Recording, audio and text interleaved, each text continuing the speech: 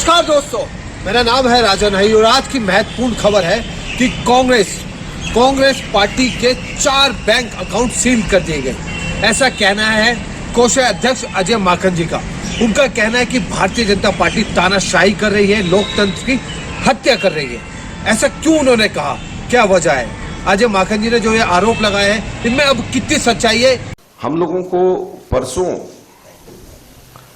ये जानकारी मिली कि जो चेक हम लोग इशू कर रहे हैं वो बैंक्स उस चेक को ऑनर नहीं कर रहे हैं। उसके ऊपर जब हम लोगों ने आगे छानबीन करी तो हमें बताया गया कि देश की मुख्य ऑपोजिशन पार्टी के सारे अकाउंट्स फ्रीज कर दिए गए हैं। कांग्रेस पार्टी के अकाउंट्स पर तालाबंदी हो गई है। कांग्रेस पार्टी के अकाउंट्स फ्रीज कर दिए गए हैं। हमारे देश में लोकतंत्र पर तालाबंदी हो गई है और ये कांग्रेस पार्टी के अकाउंट्स फ्रीज नहीं हुए हैं, हमारे देश में डेमोक्रेसी फ्रीज हुई है। हैरानी की बात यह है कि जब 2 हफ्ते केवल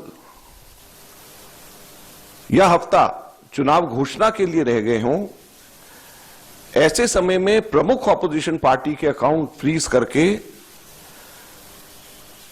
यह सरकार क्या दिखाना चाहती है और किस आधार पर फ्रीज करे गए हैं, मैं आपको बताना चाहूंगा तो हास्यास्पद है। और ना केवल कांग्रेस पार्टी के, कल शाम को यूथ कांग्रेस के भी अकाउंट्स फ्रीज कर दिए गए और यूथ कांग्रेस और कांग्रेस दोनों के अकाउंट्स जो फ्रीज करे गए हैं, 210 करोड़ की रिकवरी इनकम टैक्स डिपार्टमेंट ने यूथ कांग्रेस और कांग्रेस से मांगी। 210 करोड़ की कुल रिकवरी। और यह पैसा किसका है? यह कोई धनाढ्य पूंजीपतियों का पैसा, कॉर्पोरेट टैक्स का पैसा नहीं, कॉर्पोरेट बॉन्ड्स का पैसा नहीं है।